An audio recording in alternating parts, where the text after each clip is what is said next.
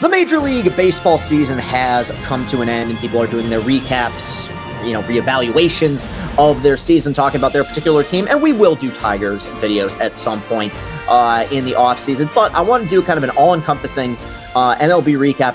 MLB Superlatives. I'm not here to hand out awards. We know who the awards are going to go to for the most part. Can't wait to see Tarek Skubal win the American League Cy Young.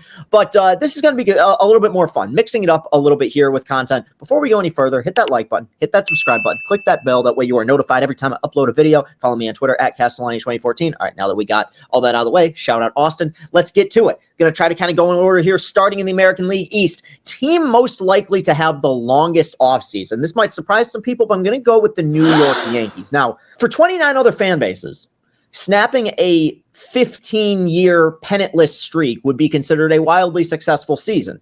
But with the way things ended for the Yankees, one, they had the bad news Bears in the fifth inning of the game against the Dodgers in Game 5. I mean, that's going to haunt them forever, right? But beyond that, as brilliant as Aaron Judge was, and he's about to win his second MVP, this team became what they became because you had Juan Soto in that lineup. Juan Soto is now hitting free agency. And unless we get, the true ascension of Anthony Volpe or something like that, I still think that this is a lineup that is kind of easy to pitch to outside of Judge. Soto made that a completely different case last year.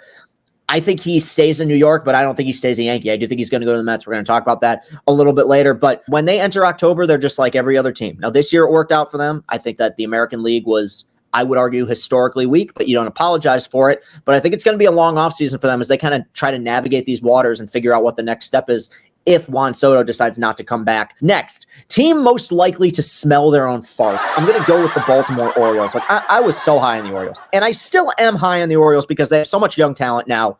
I don't know what the hell happened to Adley Rutschman in the second half of the season, but they had a lot of pitching injuries.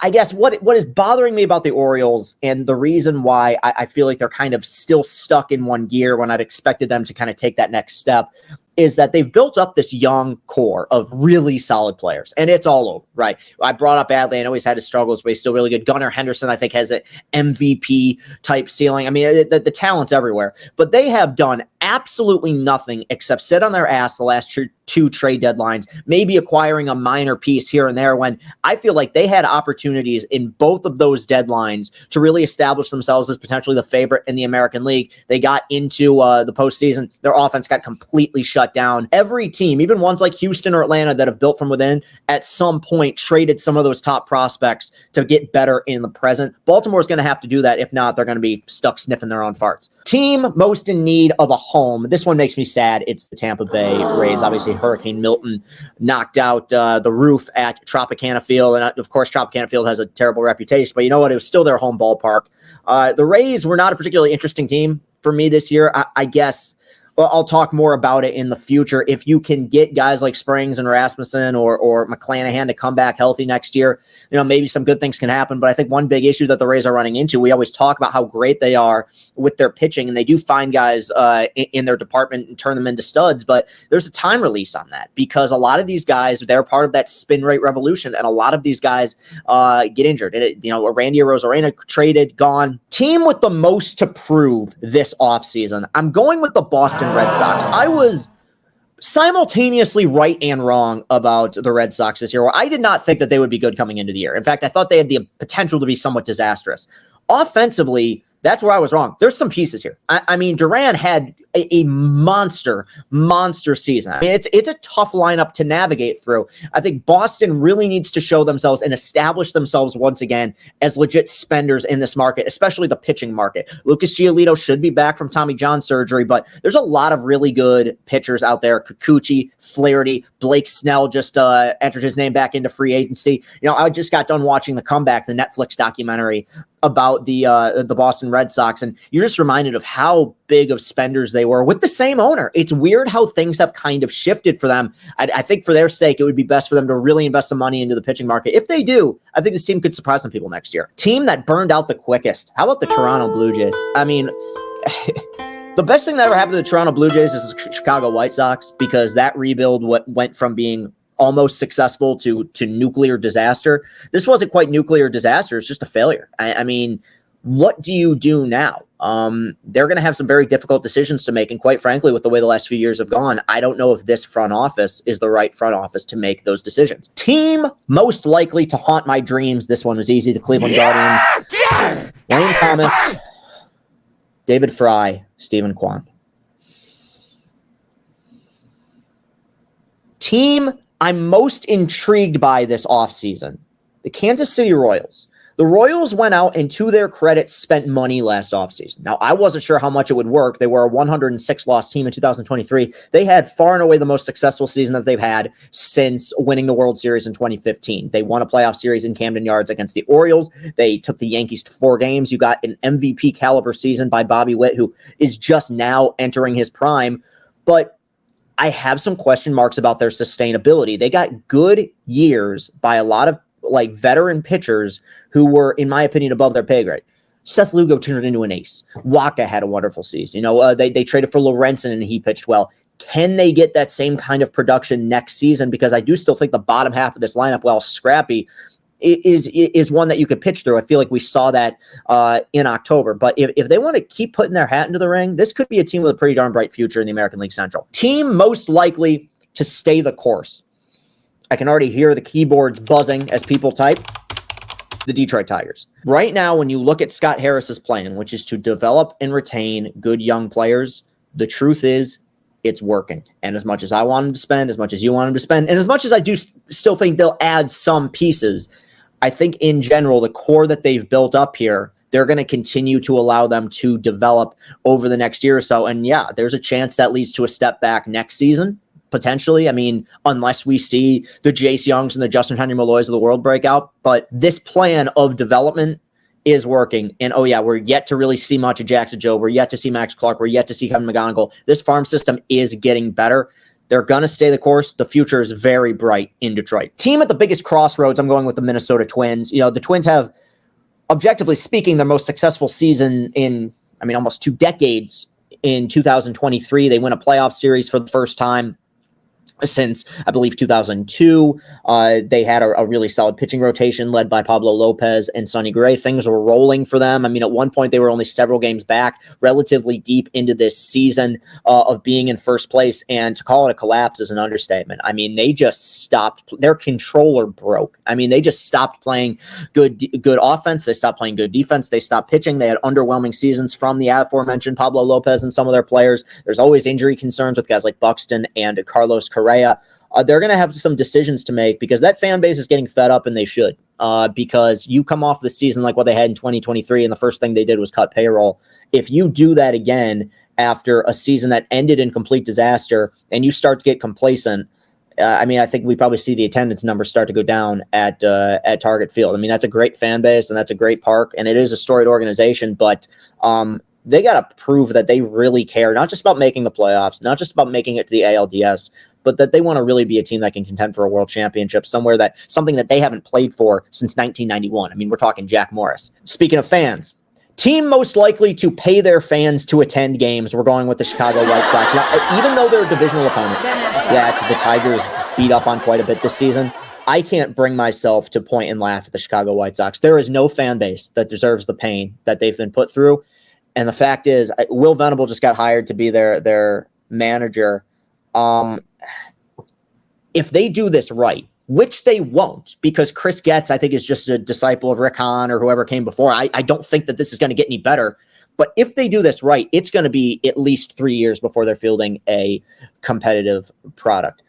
Guaranteed Rate Field has never been one that's talked about as one of the elite ballparks in Major League Baseball. And I hope the people that work the concessions there are getting paid handsomely. That's all I can say. Team luckiest to be in the American League West. I'm going with the Houston Astros. Look, I've sang the Astros praises more than any team over the last 7-8 years, and they've deserved it. They have been Goliath till this year when the Tigers knocked them out. But the way they've done things, developed players, the way they've handled their pitching, the bullpen management, all of it, it's been great. To me, when you look at the last 8 years of Houston Astros baseball, that is the model. Of what you want your team to be. There were several years there where they just didn't have a flaw. I think the 2022 Astros, they were a flawless team, legitimately. Great lineup, great starting pitching, great relief pitching. I think they're starting to trend downwards. Obviously, you're at something of a crossroads with Alex Bregman. Are you going to re-sign him? Does he come back to Houston? You have other guys locked up long-term, but I do think this team is kind of trending downward in a division where you have 4 other teams who are refusing to trend upward. And that leads me to my next one. Team I'm completely out on, it's the Seattle Mariners. I was really high on Seattle in 22 when they made the postseason. And, they won a series in October. No, they got swept by the Astros, but they battled in all 3 games. I mean, those games could have gone either way. They had this elite rotation with Castillo and Gilbert and Kirby and this young budding superstar and Julio Rodriguez, and they've proceeded to do nothing with it over the last 2 seasons. Next year, my guess is the Seattle Mariners will be good. But until they actually start, you can say this about a lot of teams, but this one especially, that rotation's not going to get any younger. Okay. And I love Castillo, but there were some signs this year that Luis Castillo was kind of trending a little bit downward. You need an offense behind these guys. They should be in the middle of a championship window, and they've trended downwards to me in each of the last 2 seasons. Monumentally disappointing. Team most likely to bounce back, I'm going to go with the Texas Rangers. This was the one team to me where the season as a whole, you kind of got to crumple it up and throw it in the trash because they were completely riddled with injuries. That's step 1. Step 2 is clear World Series hangover. You had guys like Adolis Garcia, who was a god in the postseason in 2023, who has his worst offensive season. Yeah, you still have Seager and Semien, but they just had too many injuries to overcome to Carter and to Young and some of the pitchers.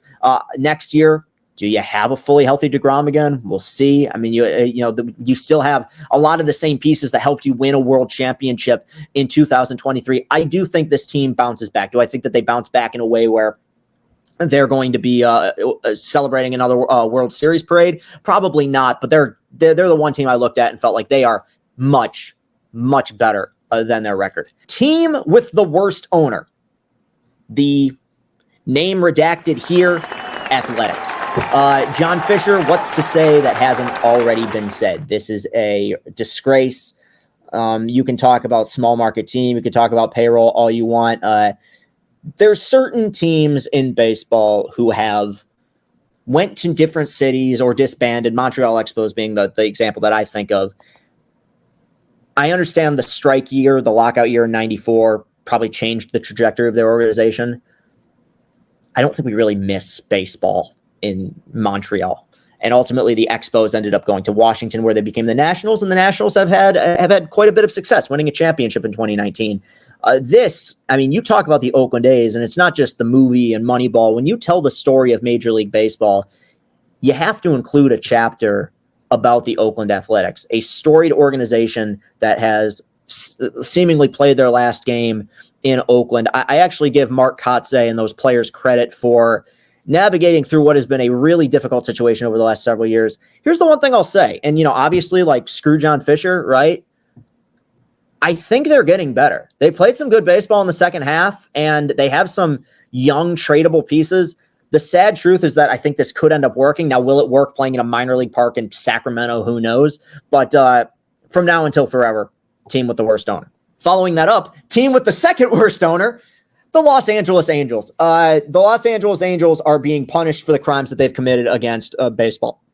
Next year will be 11 years since they last made the postseason, and they're not going to make it next year or the year after that. So this is going to be a long drought. They had the 2 best players in the world for several years. They did nothing with them, and now they just exist. It is so crazy to think that there was a time in the 2000s, 2002 to 2009. Even if you want to go up to 2014, their last playoff appearance, in which they were a model organization. They were in the playoffs almost every other year. They won the World Series in 2002, NLCS in 2005, ALCS in 2005, ALCS in 2009. They were a team that a lot of people wanted to be, and now they just float. So that'll do it for the American League edition of MLB Superlatives for 2024. We will be back with the National League edition coming up here shortly. Like I said, hit that subscribe button, hit that like button. Let's get those watch hours up. Subscribe to me on Twitter. All the links to all the content that we put out is listed in the description for this video. You guys are the best. Keep continuing to support. Shout out Austin Sisler, who continues to make me look good behind the camera. You guys are the best. Be back soon with another video. Have a good one. Peace and happiness.